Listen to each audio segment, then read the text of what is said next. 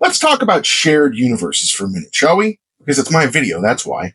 For the sake of discussion, we're going to define shared universe as multiple works of fiction that take place within the same imaginary realm with a collaborative continuity. In other words, different stories all set in the same world. The shared universe has been in all of our collective minds ever since 2008 in the first Iron Man movie, where, after the credits, Samuel L. Jackson famously showed up and said, "I'm here to talk to you about the Avenger Initiative."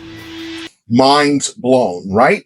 Because up until that point, superhero movies, even from characters published by the same company, never appeared in movies together. Most of the time, that was because the publishers, especially Marvel, were selling the rights to all kinds of different studios just in an attempt to stay solvent. Sony had the rights to the Spider-Man characters. Fox had the X-Men. Man-Thing wound up on the Sci-Fi Channel somehow. But all that changed when Marvel decided to try making the movies themselves. It's also the reason they started with Iron Man instead of Spider-Man or the X-Men. At that point, the rights to all the popular characters had been snapped up by other studios. Shame how that worked out, isn't it? Ever since Marvel Studios has hit it big, every other studio has been trying to get into the shared universe bandwagon with varying degrees of success. But it's not like Marvel invented the idea of the shared universe. It's been happening on television, for example, at least since the 1960s, when producer Paul Hennig gave us the trilogy of Beverly Hillbillies, Green Acres, and Petticoat Junction. The characters in those shows all knew each other, and they would appear in each other's shows all the time. In the movies, Universal Studios had Dracula, Frankenstein's monster, and the Wolfman all meet each other, and Abbott and Costello in their Monster Rally films 20 years before that. And superhero comic books had the concept of the shared universe as early as the debut of the Justice Society of America in 1940. And it's certainly nothing new in literature. Stephen King's stories and novels frequently make references to one another because, all things serve the bean. Scott Sigler writes hard R-rated science fiction thrillers set in the modern day, but he also writes young adult football adventures set in outer space 700 years in the future. And both series quite clearly take place in the same universe.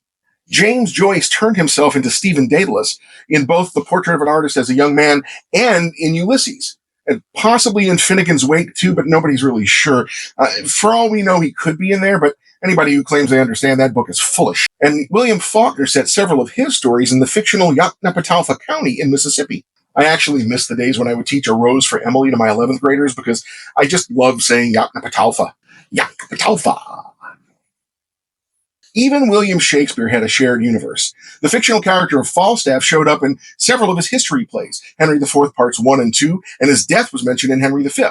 Then, because Queen Elizabeth I loved the character so much, she supposedly asked Shakespeare to write a love story for him, which became The Merry Wives of Windsor. Orson Welles would later take inspiration from all of these plays with bits and pieces of Falstaff and use those to create his movie, The Chimes at Midnight.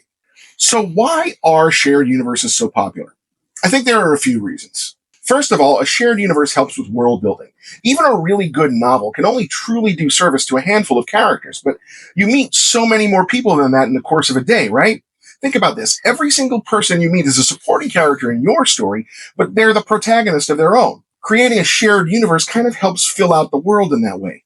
So when we realize that Kevin Smith's second movie, Mallrats, technically takes place the day before his first movie, Clerks, it reminds us of that. Or when Frasier Crane and Lilith from Cheers made an appearance on Wings, you know that they're in the same world. These kind of things make those worlds just feel a bit more lived in. And believe it or not, I think it also helps make fantasy worlds much more realistic. I know it's hard to believe that a man can fly, unless it's Christopher Reeve, of course. Just something about that smile, I think. But isn't it harder to believe that only one man can fly? All scientific and technological development is based on the ability to reproduce the results of an experiment. So, if Tony Stark can build a suit of armor, okay, but if he's the only one who can build a suit of armor, that's a little less feasible. If Wolverine was the only mutant, it just wouldn't make sense.